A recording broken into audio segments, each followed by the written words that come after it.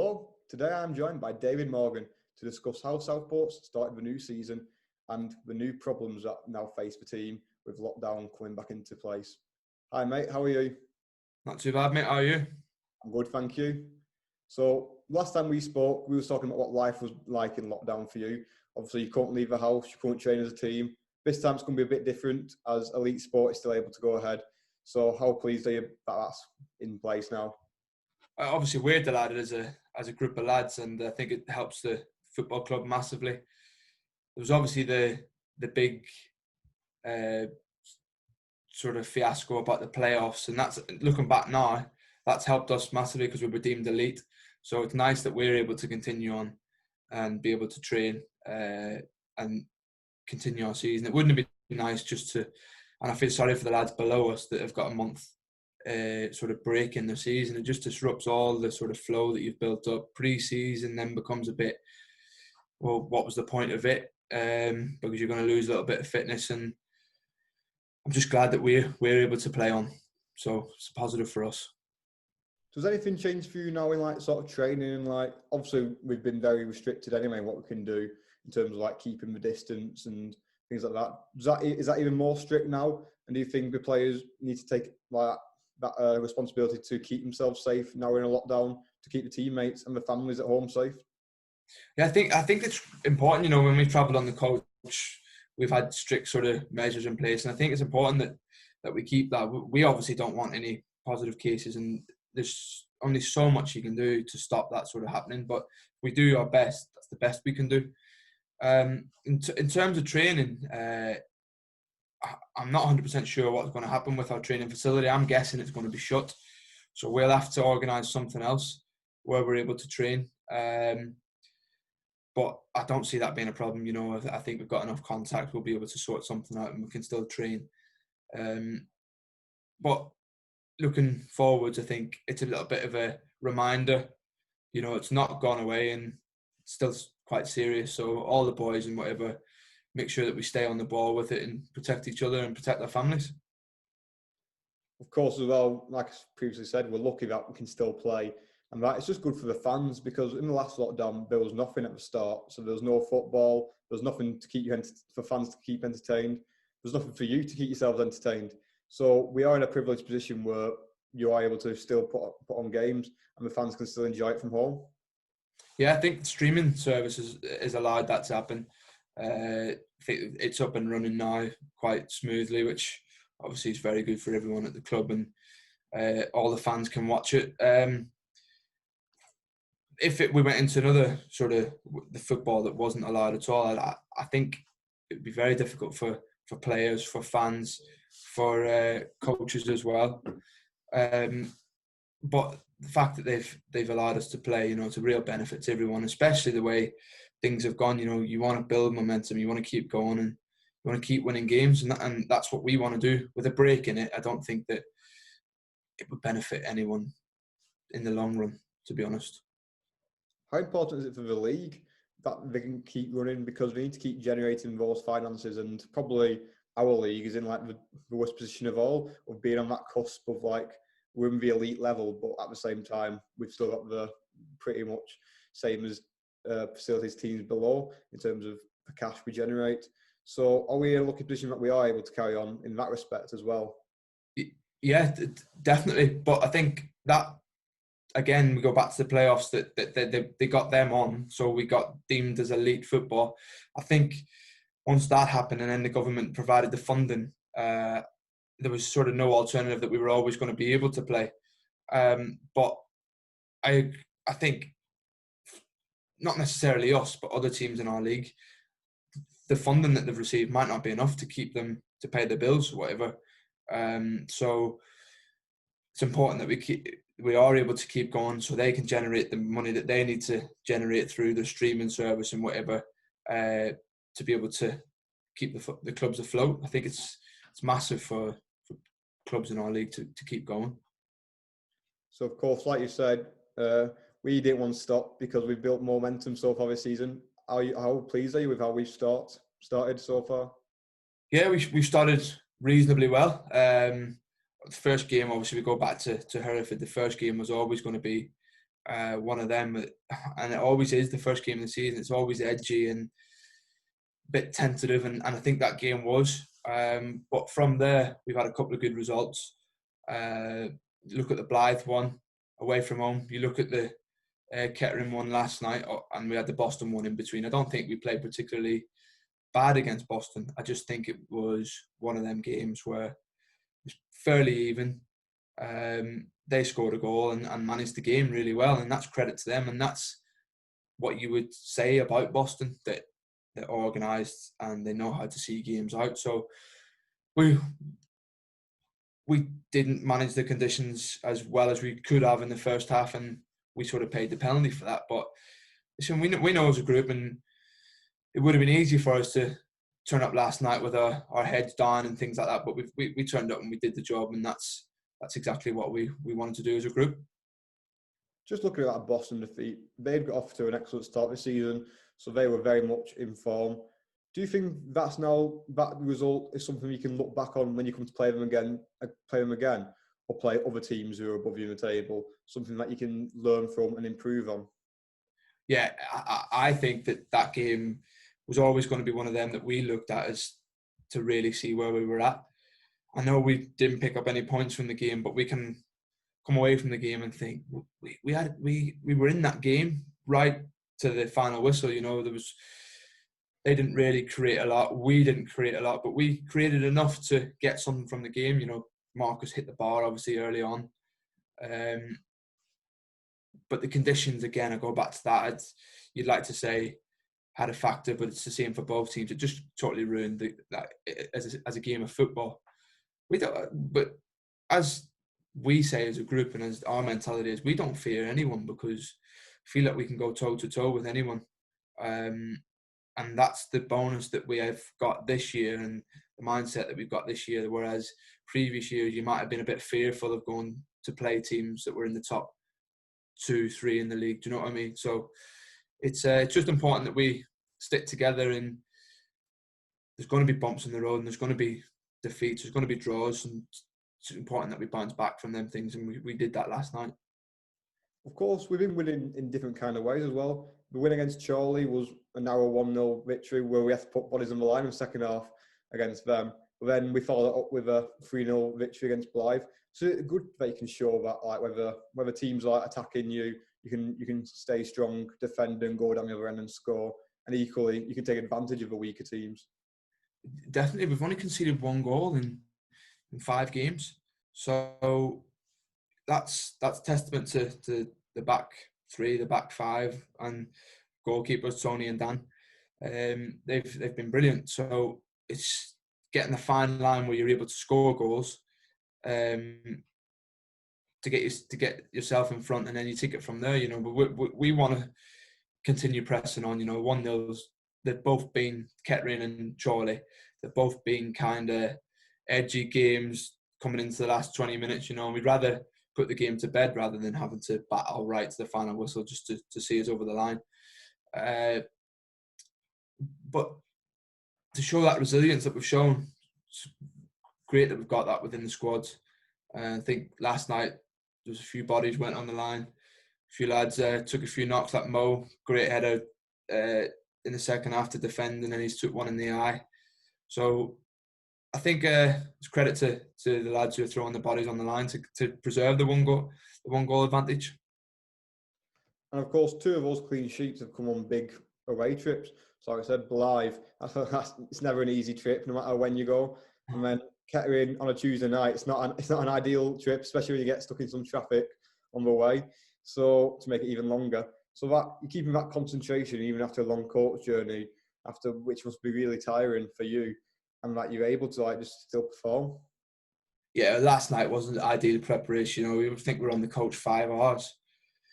Turned up and we had a short warm up, and then went into the game, and we battled in the game. I don't think we played particularly well, but we battled well and showed another side of us. But I think you're right. Getting them games out of the way as early as we can. It's nice to know that we've gone on them 2 long trips and picked up 6 points. You know, so we've set ourselves high standards, and I keep banging on to the lads. We've set high standards all the way through pre-season, and them 2 away trips. You look at that and you think we shouldn't fear, or we shouldn't. There should be no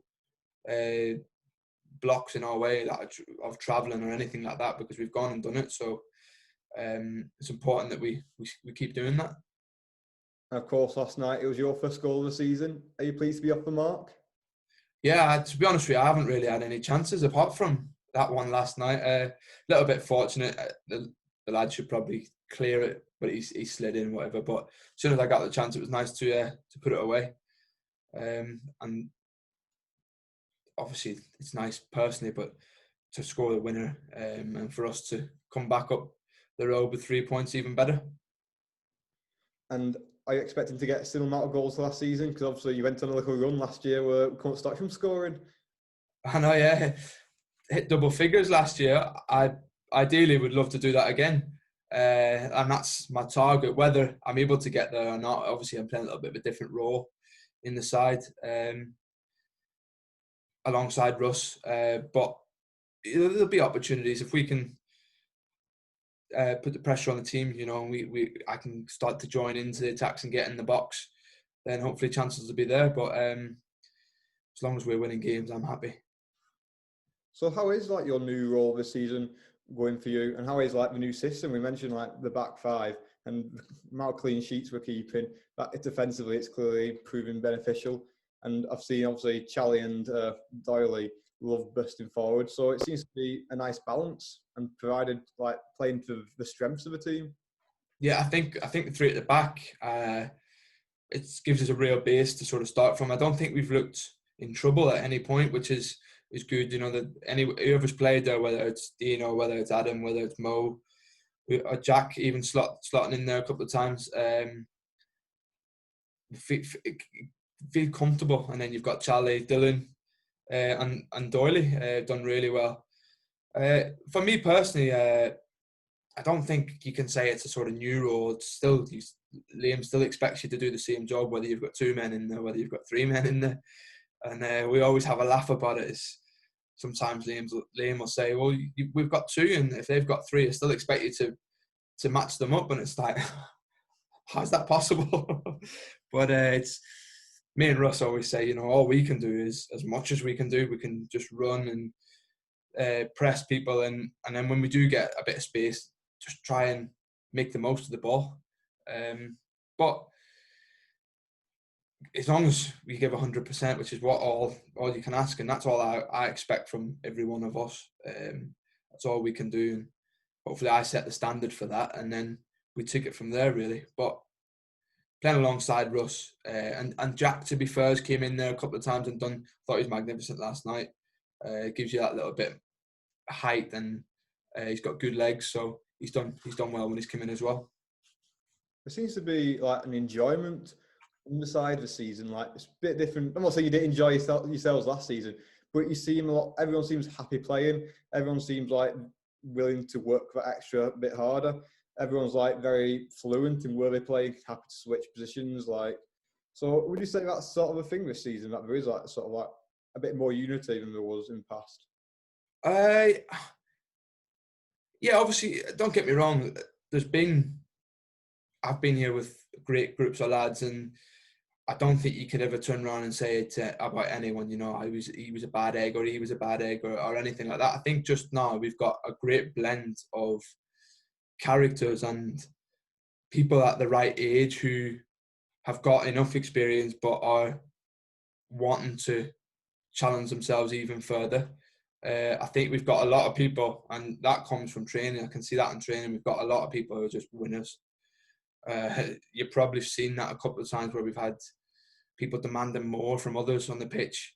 And that's something, as a group, that we all want more from everyone.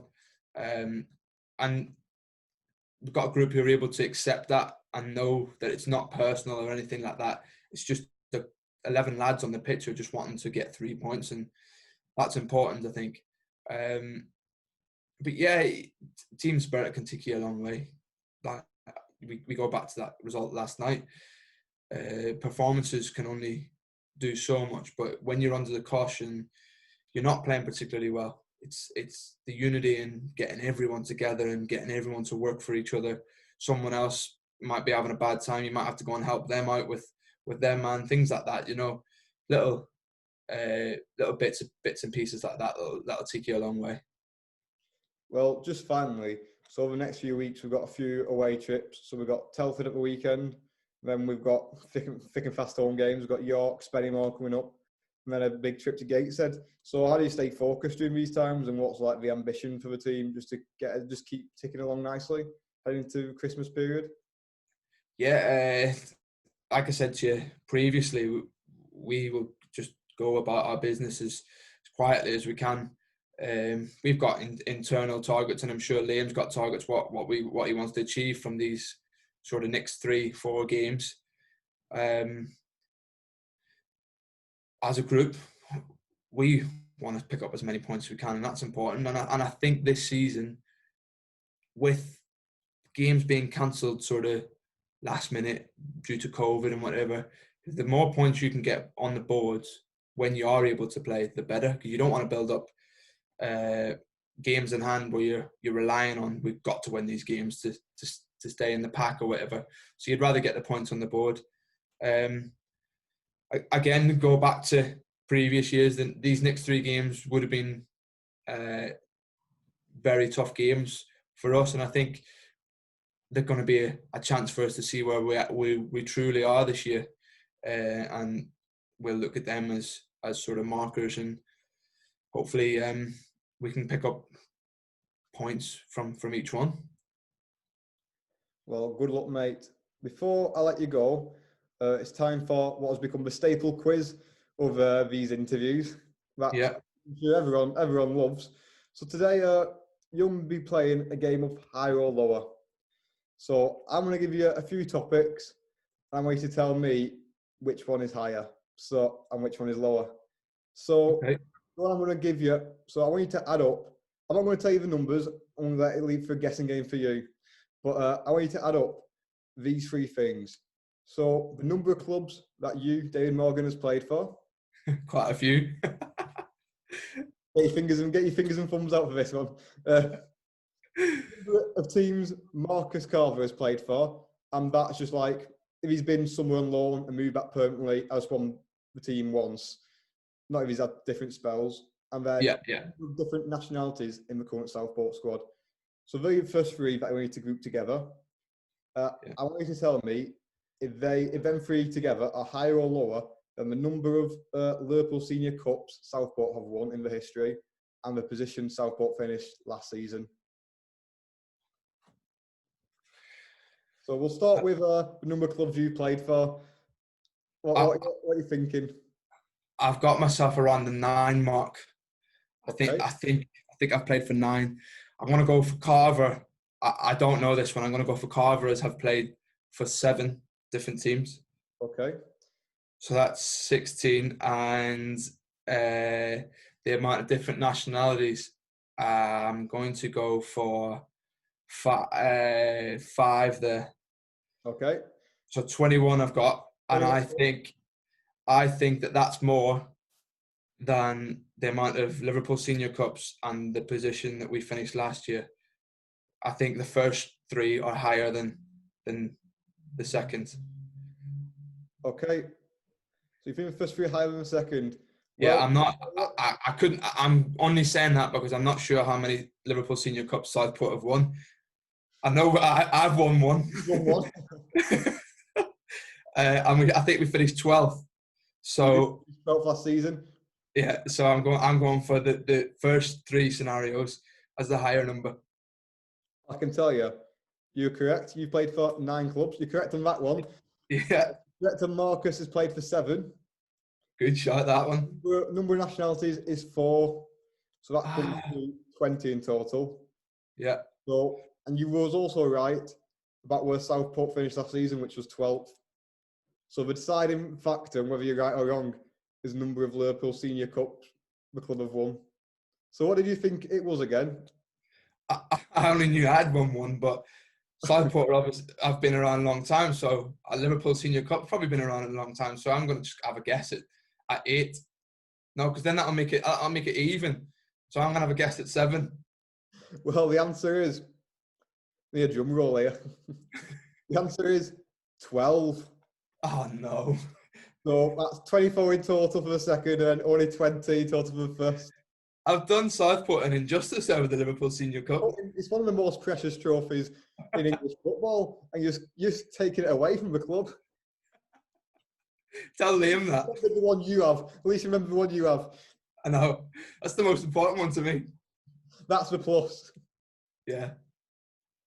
Well, mate, obviously, I'm afraid you got that wrong. You know, can't win them all. That's to the fans when they wanted to know wait of heritage of the Liverpool Senior Cup, but it wouldn't go down too well, I don't think. Sorry to all the fans. What we have to say about your low guess.